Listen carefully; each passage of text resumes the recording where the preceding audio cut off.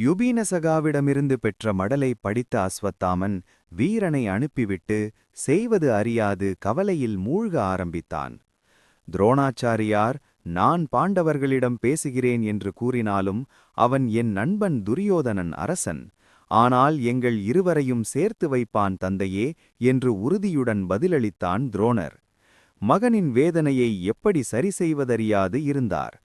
இதற்கிடையில் துரூபதன் தனக்கு வாரிசு வேண்டி அந்தணர்களை சித்திரவதை செய்யத் தொடங்கிவிட, வாரணாவரம் வந்த பாண்டவர்கள் பாண்டுவின் சிலைக்கு பூஜை செய்கின்றனர்.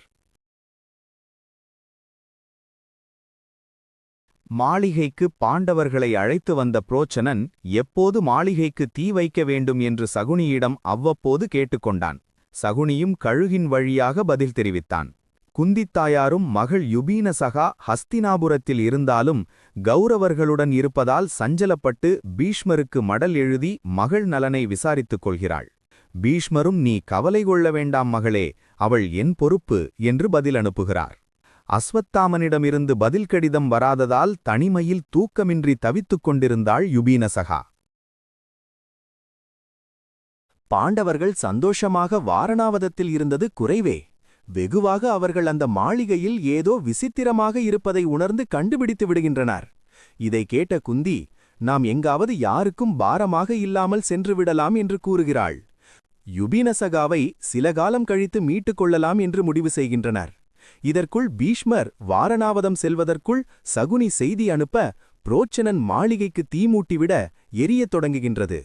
புரோச்சனன் மற்றும் அவன் குடும்பத்தினரை பாண்டவர்கள் உள்ளே விட்டுவிட்டு தப்பிக்கின்றனர்.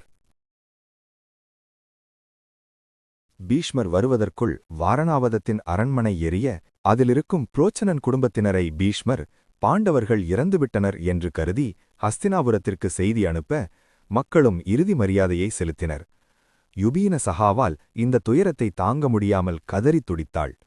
ஏற்கனவே துக்சலை திருமணத்திற்கு அழைப்பு வந்ததால் ஹஸ்தினாபுரம் புறப்பட்டுக் கொண்டிருந்த அஸ்வத்தாமன் இச்செய்தியை கேட்டதும் விரைந்து யுபீனசகாவுக்கு ஆறுதல் தெரிவித்தான்.